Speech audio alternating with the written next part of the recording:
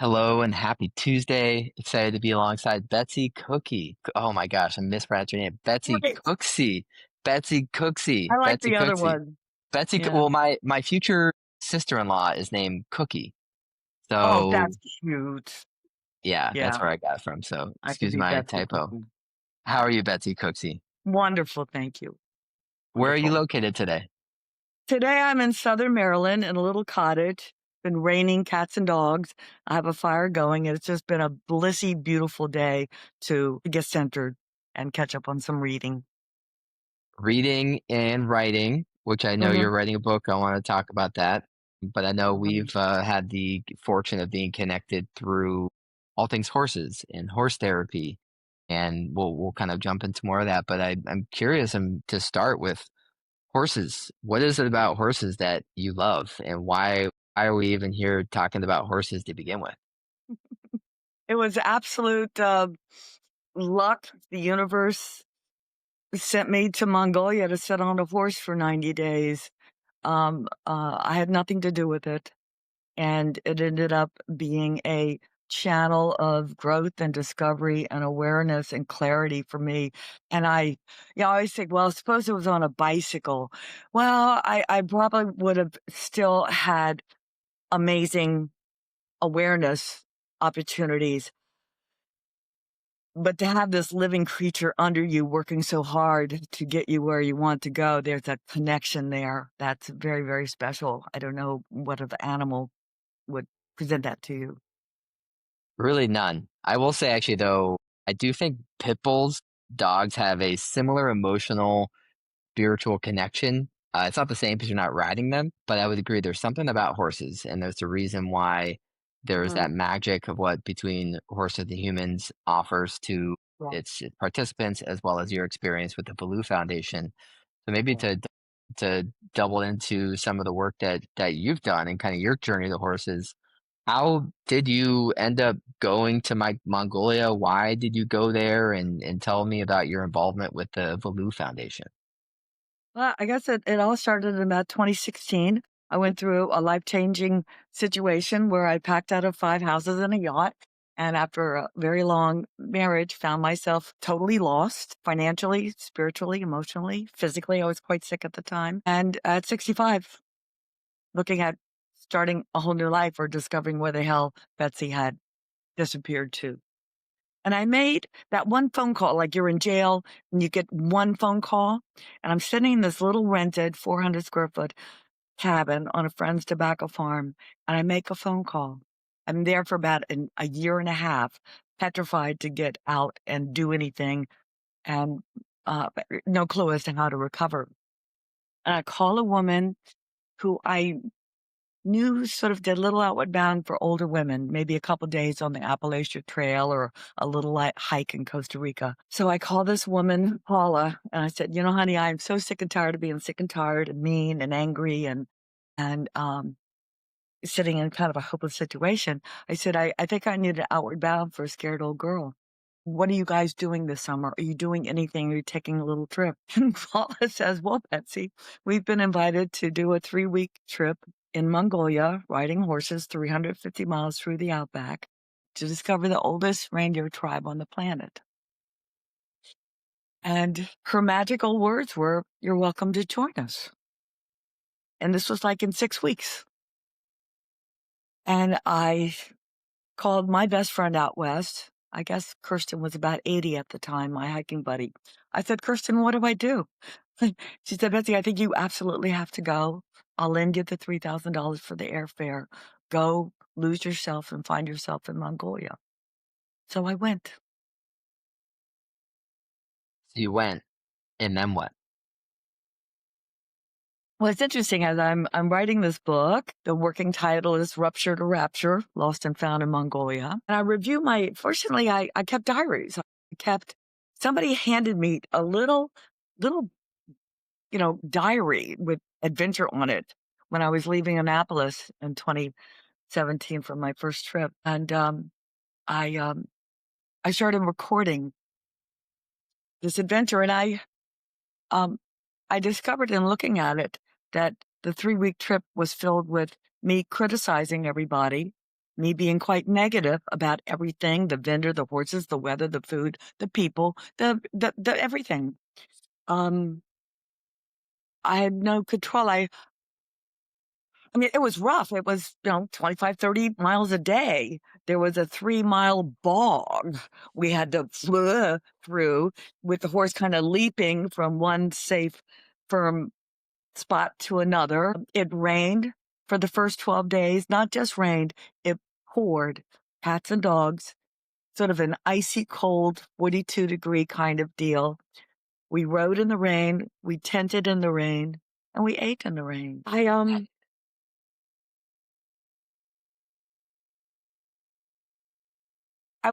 I didn't make any friends. I stayed to myself. I tented by myself. I was sitting in my lost situation. But I returned home in 3 weeks, and I tell my son, it was awful, but I was feeling better. My body was feeling better. My spirit was feeling something about being in the wilderness, seeing the stars at night, sleeping under the stars, literally in the steppe in the wilderness for 3 weeks. There was a little bit of a light, just a tiny, tiny little light out of my despair. So I told my son I'm going back in 9 months. They're doing something they call the winter, they close down the winter camp and they move it to the summer camp. And that's going to be May 20, I think it was 2018 or 19. And I'm going to go back and witness further what the universe is trying to get my attention on. You go back, and I'm curious about, and again, this is being outlined and communicated through your book, but within the component of a horse, can you walk me through that moment when you realized that the horse within this journey wasn't just kind of a mode of transportation, but was this partner in your healing and transformation and this whole process? I was so afraid of a horse, I had to be lead lined. There were only 7 of us, and primarily a Mongolian horse only does a very fast trot, trot, trot, trot, trot, trot, or a canter. It doesn't walk. So here I am being lead lined by a wrangler, and my left knee is banging into that guy's horse's hip for hours at a time. I mean, the distress of it all. I thought, and when I did canter and standing up in the stirrups, a canter would last an hour, not like 5 minutes or you were on a trail ride. And I was sure I would look down and see the calves of my legs have exploded for the pain. It actually wasn't until my 5th trip there, May of 2024, that I got on the horse and fear did not show up. Every morning I was scared to get on that horse. And I sat, I rode in fear. I rode tight, never relaxed. So of course I was exhausted from sitting in, how am I going to fall and hurt myself and be a nuisance? It wasn't really until 2024 that I realized my horse was a partner. This is after probably 3,000 miles. In 2022, I did 2,000 miles in 84 days on horseback. This is how serious fear is, that you have to hang with it.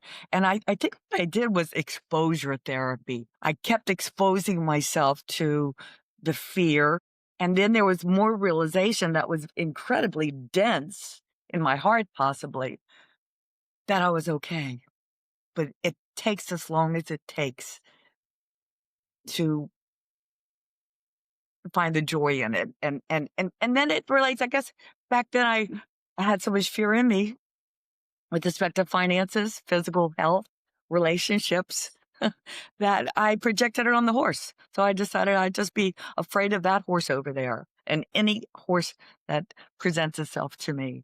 And I even realized I took my 3 grandchildren to a little pony camp. And I guess this was in about, 2019. And they're like 3, 5, and 6 years old. And I'm about to give them to my girlfriend who runs the pony camp. And I'm filled with fear.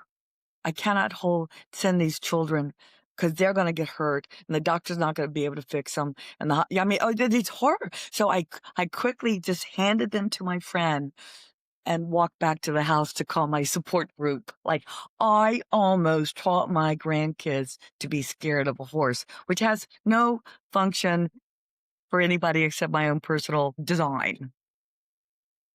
Well, I've heard working with Shauna and Trevor and my own experience with horses, horses truly are mirrors. They are going to mirror your emotions, and if you're acting afraid or you're not trusting them, they're gonna be afraid of you. They're not going to trust you back. And I know through your work and great example of persistence of overcoming this fear. And you said in our last call, you've got to do what scares you until it doesn't scare you anymore. And I know Sean has also mentioned this phrase of like, it's okay to be scared. You can be two things at once. You can be scared and confident. So you can Yes. work through that fear. Tell me more about kind of how that mindset helped you work through that fear to continue to, again, move forward personally, spiritually, emotionally, and Oh, all that. dear. There was a lot of reading and there was a lot of therapy. Where's the fear manifesting and where did you grab it? And it normally happens in the first 5 years where something gets planted and fear begins to shape your world. So there was a lot of, facing the fear and doing some testing and you breathe through it and then you do it again and you breathe a little bit longer through it.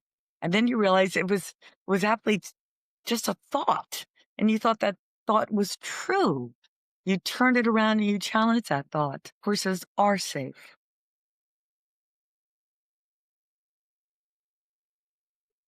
And what is it about horses? And you talk about horses being safe, and ultimately you continue to work through that fear. Mhm. How did horses, and what about horses kind of gave you that unlock of confidence, not only overcoming the fear, but confidence in yourself and No, confidence in your your abilities? word is exactly right. It unlocked, and showed fear the way out. Other people could have different muses.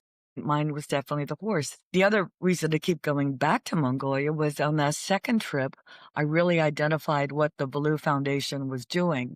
They support the families that are temporarily living in the dump outside the capital city who've lost their herds to climate change. There's not enough grass in the summer, and 50 degrees below zero used to come in every 50 years, and now it's coming in more like every 15 to 20. And they don't shelter their animals, they're nomadic. So they lose their entire herd. All the sheeps and yaks and goats and cows and horses are gone, and they have nothing. So they pick up their ger, which is like a yurt. It's a home structure round, and they come to the city hoping to get a job washing dishes, and they don't have the papers, so they scavenge in the dump. Julie Valoo and her husband, Shevin, who started this foundation in 2014, when they moved from Canada the husband was assigned to work in the mining industry in Mongolia. And they were exposed to this tragic turn of event for these nomadic herdsmen. And they started the foundation. So now we have a school, 300 2, 3, and 4, 5-year-olds come every day and they get fed and taught and cleaned and naps, and we get them into school. If you don't have the papers that you live in the city, you can't go into first grade unless you pass the first grade entrance exam. And we have a 100% success rate in getting the children into first grade. So that led from a kindergarten to a after school program and a technology center and a sewing center for the families and a trade center for the gentlemen. So our foundation supports the families while they are temporarily in the dump and helps get them back into that beautiful lifestyle. So all of a sudden that I guess that now I'm 73 now. I guess I was about 70 at the time. I found purpose. I'm a philanthropic athlete. Heck yeah, you And are. and I do a lot of speaking engagements, and the proceeds from this book will go to the foundation. We collect mink coats and auction them at our gala. I've had over 70 mink coats given to me by people that have come to my talks. Beautiful, full length mink coats that were inherited, from a grandmother or an auntie. And these women, because we auction them in Mongolia, it's very cold. People really want 4 or 5 or 6 mink coats. and they lovingly give me this beautiful heirloom, and I take it to Mongolia, and we sell it at the Gobi Gallop auction for 5, 6, $7,000. So I've raised maybe $100,000 with donated mink coats. And now what are we doing? I bought a gare there, for when I'm there. It's my own little home, and I was thinking, "Well, what kind of bedspread do I want on my bed?" And I said, "Well, I wanna sleep like Chinggis," and Chinggis slept under skins and minks. So I happened to have a suitcase full of mink coats in my gear, so I pulled out a mink coat and put it up on like, I was, "Well, that's nice, but I need another one, and another one, and another one." Well, we pieced together, I bought the prototype, a mink coat bedspread lined in silk. It's repurposing some of the older minks that have worn a little bit. We auctioned a beautiful one. It was lined in white mink with the black mink in the center and some caramel colored ones. It went for $3,000 at the Gobi Gallop silent auction. So we're repurposing mink. It's awesome. You talked about this kind of new found purpose, passion within the Mhm, realm of philanthropy, and it's amazing to hear and see all the impact that Valoo Foundation's doing in Mongolia. But obviously, you live in North America for most of the year, at least part of the year, and then that's kind of through one way or another stumbled upon Gardnerville, Nevada, and Between Horses and Humans. Tell me about how you came across Between Horses and Humans, and what about it made you have any interest in wanting to support and get aligned? I think I went to one of the first functions several years ago. Of course, I wasn't aligned with horses at that time, but my friends are riding horses there. I think this year, a colleague or a friend of mine was taking care of me after a back surgery in August, and she's very involved. And I wanted to feel better. Giving helps you heal. And I had a back surgery, which was going to stop me from riding horses or bicycles or dancing, and I wanted to heal. And what I've discovered the last couple of years is that if you give, you create all this good juju in your body that makes you feel better. And I am back bicycling and dancing and playing pickleball now, and I think it's because I gave. In the book too, it's like, okay, Betsy, not everybody can jump on a plane and go to Mongolia. How do you find healing and joy, um, in your neighborhood?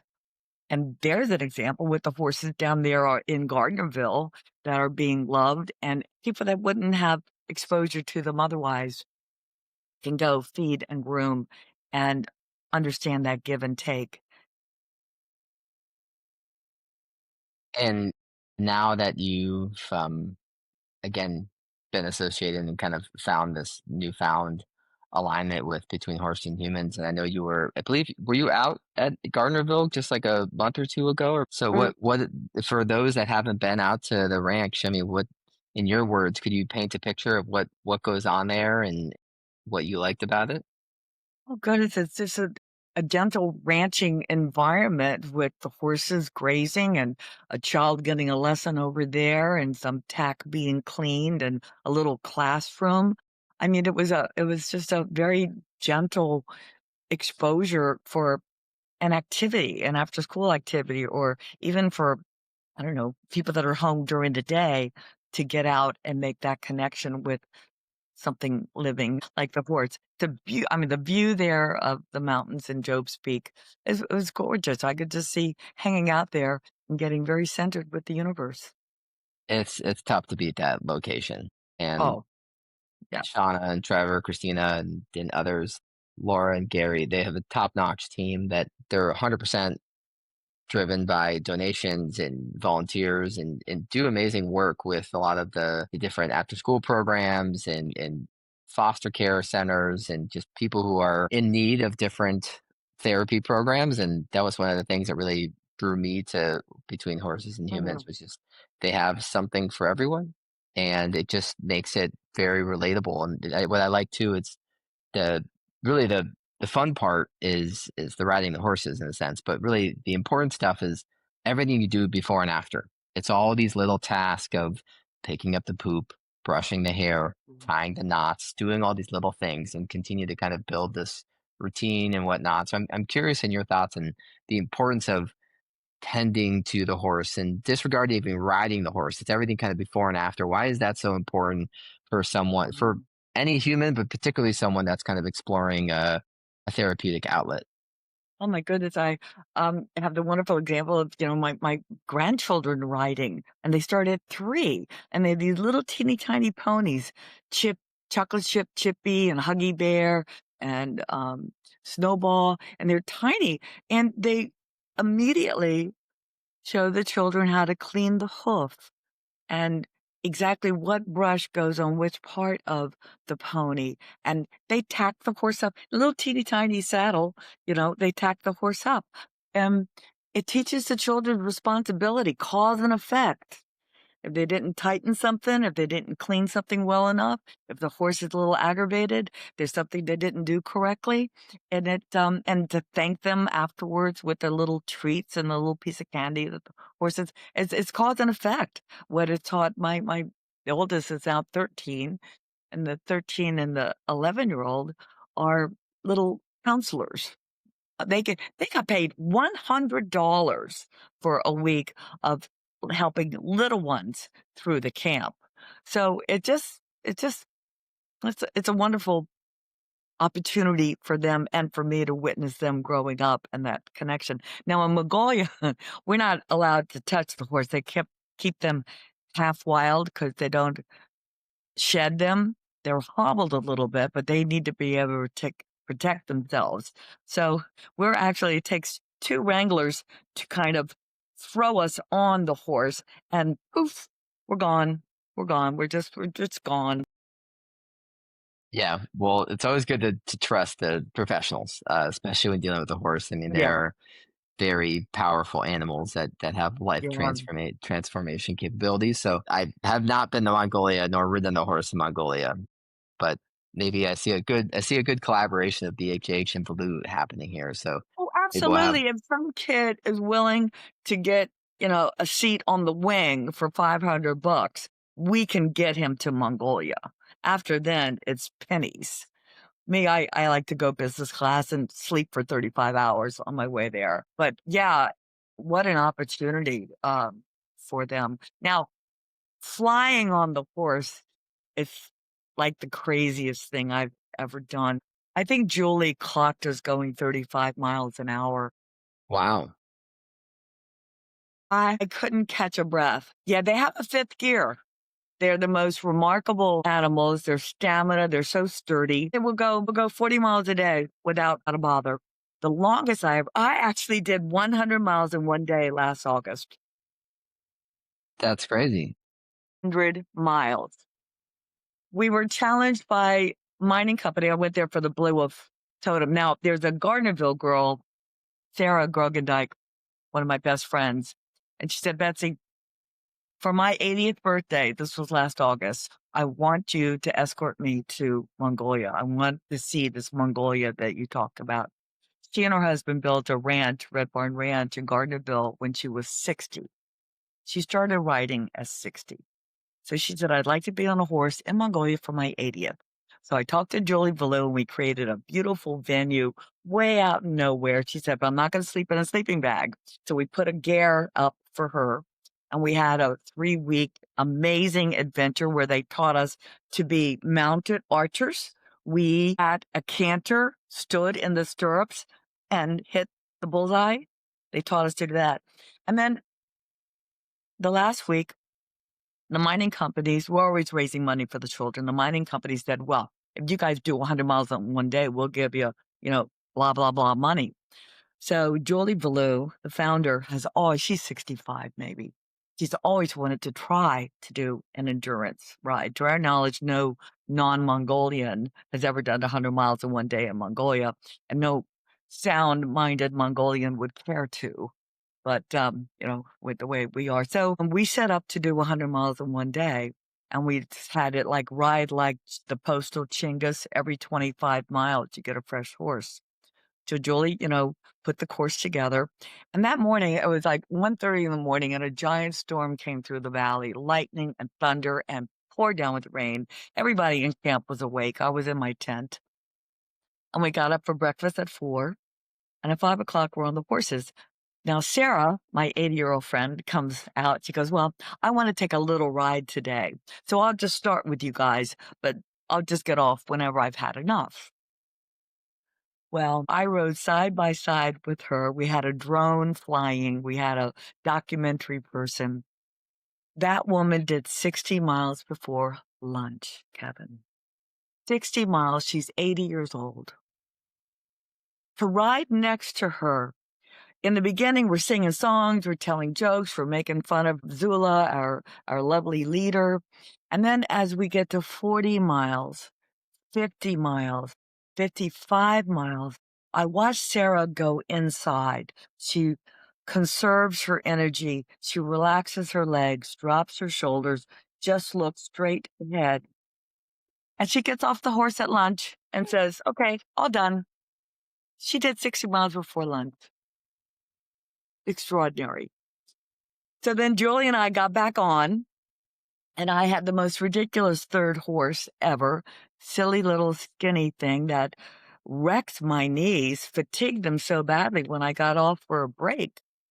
I buckled and fell to the ground. So I'm on my fourth horse, now about 7 o'clock that evening. We've done about 70, 75 miles.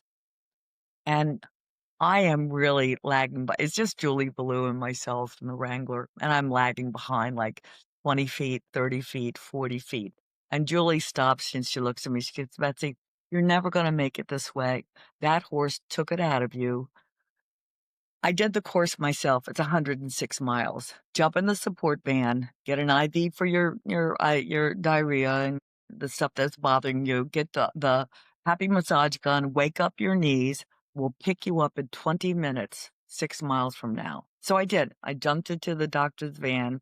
I was shoving peanut butter down me and getting a little bit of an IV and putting my massage on my knees to wake up. And I got out of the car 25 minutes later and jumped on that horse and finished and got off at 10:35 that night, having done 100 miles in one day. This sounds like a good chapter or two for the book, an example of perseverance and grit and will and all that. And I'm getting kind of curious in sort of the kind of the life lessons. That sounds kind of cliche, but what from that experience, like Oh, what was a takeaway or two, and how you relate that my to God. again Yeah. the value of horses and therapy? I mean, age is not a factor. Age is not a factor. And I got inspired with Diana Nyad, who's swimming from Cuba to Florida. I read her book the summer I had last July to get ready for this 100 miler. And what could I do? I asked people physically, and they said nothing. You're either strong enough to do it or you're not. Well, I watched your movie and read her book. Find a way. Age is not a factor. Build your team. Get somebody like a Julie Valoo that'll make a call, understand what's required, and you do exactly what she says. Make sure there's a doctor on site to help you achieve your dream. Build your team. Age is not a factor. Find a way. Um, I mean, that blew my mind, blew my mind. Where else am I limiting myself? I'm a baby of 73. Where am I limiting myself with relationships, other goals, travel, philanthropy? And even the decision to finally write this book came about because the universe cracked me down with, 2 back surgeries. Okay. All right. I'm paying attention now. I need to write this beautiful story. And I have a wonderful ghostwriter, and we're getting it done. I just want to inspire people. Drop your prejudices, drop what the mind is saying, challenge that, turn it around. I can't do it. I can do it. And this is how I can do it, or a modification of it. It's just, wow, Not only I can do it, but I love the mindset of I get to do it. I get to do it. If you have the ability to have a moving body and Yeah, working eyes and granted, even that's it. if you have those disabilities, there's still all the adaptions. But I come back to the fact that whenever I have that feeling of stress or Mm. feeling down, I have to remind myself that I hit the lottery. I have working feet and working hands and working brain, and I have the most beautiful son and wife and life in the world. And but we all struggle in our own way. But I think if we reframe it that like, I get to work out in the morning. Like I Yeah. get to support and work with between horses and humans. I get to do these things. Not like I have to do these things. Mm. That's been a helpful reframe for me. Yeah, you get to do this. Nothing is being done to you, it's being done for you. Every piece that all this has happened was done for me, not to me. There was Mhm. these amazing lessons that I had been unconscious for such a long time. I was not sitting in awareness. Yeah. So tying it back to BHH for a second, we're in the middle right now of September, which is Suicide Awareness Month, and it's something that's very near and dear to a lot of the BHH members, and we're willing to accept anyone that's got any issues, but everyone at different times of their life has various struggles, and I think certain people have been affected by suicide more than others. Regardless, not comparing, it's a very important month, and BHH serves as a very relevant and consumable and relatable outlet for anyone that is potentially struggling with suicidal thoughts or has been impacted by suicide in some capacity. What about Suicide Awareness Month and BHH? It's just curious if you could kind of speak on what role horses can play within helping those in need, whether it's someone that is going through it or someone that has a family's been impacted, and how do you see BHH playing a role within helping Um, serve as an outlet for those within the Suicide Awareness Month? I would say possibly a horse has unconditional love. There's no other side of him, and he's not going to judge you or do you harm. He could just be that beating heart. And that's what I finally got in, May of 2024 when fear didn't show up. I acknowledged that there was this beating heart right under me the whole day supporting me. And I hadn't realized that. I went through, pretty much depression, and it was a sad, sad situation. Um, Yeah, ask for help. We don't ask for help. I was 30 days into the 90-day trip with this Crohn's that I gave myself from stress and a lot of diarrhea. And I was 30 days into a 90-day trek and very sick. Mongolian food doesn't agree with many other people's around the world, our bodies. And I had constant diarrhea and I was just disappearing. And we had a doctor on the trek and I knew I was sick. I knew I was sick by the second week, the third week, and the fourth week, I was really sick, and I couldn't ask for help. Here he is, and I'm riding that day, and I have a sand mask and a wind mask up on my face. I'm sobbing. There was something that was stopping me from asking for help. So I cried the entire morning. I could cry right now thinking about it. And I went to the doctor and I said, I need your help. And he threw his arms around me and said, Betsy, I was waiting for you to come for me. I have exactly what you need. I have an IV with zinc and B complex and everything that you need. I don't know. I didn't want to bother somebody. I'm not that sick. There was total unawareness of how ill I was, and I couldn't ask for help. But I And what finally what did. was it that led you to asking for help? And what would you say to someone that's maybe kind of on that similar fence of feeling like it's not that bad, or maybe someone else Yeah, has more yeah. like what I know. It just so happened we had spent about 2 weeks in the Gobi, in the desert, and we had gone to a couple spiritual centers. And the Buddhists were chanting, and there was smoke, and there were chimes, and I'm sleeping on the ground, the energy of the Gobi, and I think it opened me up. I had to have been the time spent in the spiritual centers that, I'm sobbing in the centers. It was beginning to crack me open a little bit to go to a sanctuary, a soft, welcoming sanctuary that helped me get in touch with myself. I love that, Betsy, and thank you for sharing that. I mean, Yeah. it can be hard to take us to be vulnerable enough to say, "I need help." I And know. I think like you'd mentioned too, the horses, like a lot of animal therapy, but particularly horses, it's a animal that is not gonna judge you. It is gonna mirror you, but Yeah. it's there, it's a beating heart living thing that can kinda Yeah. give you that sense of, Well, it's gonna be okay. yeah. Yes. Yes. So, it's September 2025. What Mhm. does the next 1, 3, 5 years look like for Betsy and with Valoo Foundation work, with Between Horses and Humans work? Tell me about that. It's been very, very exciting. Last August, I was the keynote speaker for the International Rotary in Washington, D.C. It has been my goal to get a medical clinic in the dump for the last couple of years. And I even manifested it. I was getting an IV in the middle of nowhere, thinking like I was the ugly American. I am getting this IV to help me achieve a dream. And the people in the dump have no services. So I scooched over to the Skylink and I threw $5,000 in my own fundraising portal.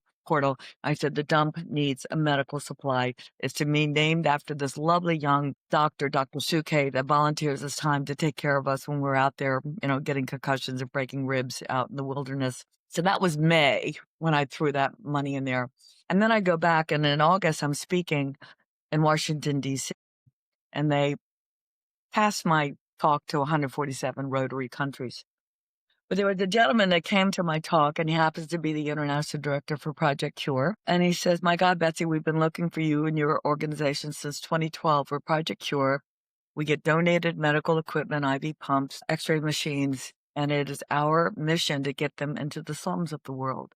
We have $500,000 of a container packed, but we've not found a foundation that works with this population until I just heard you speak. So we are this month opening, actually, we're naming it after Dr. Suke's daughter. Yes, we Health Center. Yes, we was actually a name of one of Genghis Khan's daughter. And I love that is like, yes, we can. Yes, we is the Mongolian name. And Dr. Suke has agreed to be the principal doctor. And we've just signed a 10-year free lease on a 5,000 square foot building a mile from the dump. So we are opening a medical center. Babies are going to live. They're going to get the antibiotics they need. Grandmommies are going to get another 10 years. And these amazing, hardworking, nomadic herders are going to get a steroid shot in their back to relieve them of pain. So we're opening it. Making moves, Betsy. That's awesome. Isn't that? Congratulations. Yeah, that's amazing. And we'll have to do another conversation to spotlight that as well Yeah. as and I guess timeline for the book. What's the timeline for your book and when should we expect that? My writer will have it finished in 6 months. Okay. So 2026. Yes. Yeah. And 2026, I have a 2-month expedition in Mongolia. Project Cure discovered that we go village to village, a charity ride. And they said, well, can you help us get, I know you're sitting down and holding the baby. We have $10 million allocated for the country of Mongolia. Can you help us get those to the outlying villages that need them? Yes. Yes, we can. Yes, we can. So yeah, I'm excited. I have a lot of fun adventures in Mongolia and elsewhere.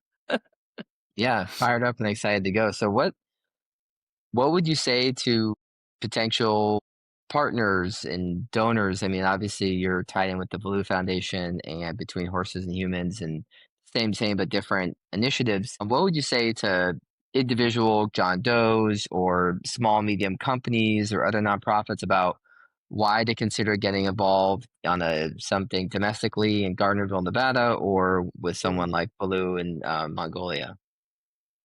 Just give. I mean, for me, I grew up on a tobacco farm. There was never sort of enough. I went through my whole life not necessarily being charitable. Philanthropy has saved my life. Philanthropy has given me energy, passion, joy, happiness. Find something that floats your boat and throw yourself into it, no matter school or playgrounds or, you know, town halls, horses, the dog and cat shelter, it doesn't matter. It's for your own pure joy that you get to give. And we have unlimited resources. Our thoughts are limited, but our resources are not. That's the mic drop moment I was looking for, Betsy. Jeez, that gives the hair on my arm standing. So thank you for that. And I'd love to finish Mm. with you've shared so many interesting stories and kind of your journey and the alignment with these great foundations. I'd love to know, is there any favorite quote or words of wisdom that you live by? Obviously, you've shared some of those today. I love that quote earlier. We talked about the do what scares you until it doesn't scare you anymore. But is there any other, and you could have more than one, but any particular quote or words of wisdom that you could share with us here today? I speak to a lot of women's clubs, and the average age is 50, 60, 70, 80, 90. And what they love the most is when I say, we are not done. We have only really begun to make significant contributions to our neighborhoods and our society once the commitments of job and family have ebbed away.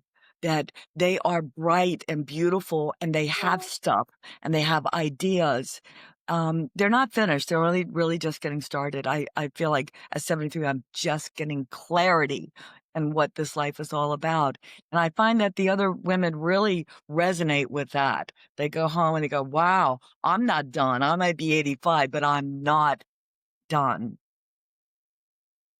I'm 35, and that's given me the inspiration and perspective I need to just remind me that I'm just getting started. And I'm grateful to Yes. have crossed paths with you, Betsy, and the team Uh, at BHH, and would love to learn more about Valoo. And yeah, Betsy, you're a shining star. I'm excited to continue to align and collaborate because you bring a lot of joy and good into this world, and I would thank you for that. I'm grateful for it all, and I'm just getting started, honey. Right on. All right, Betsy. Well, till next time. Mm. Appreciate you, and we'll talk soon. Okay.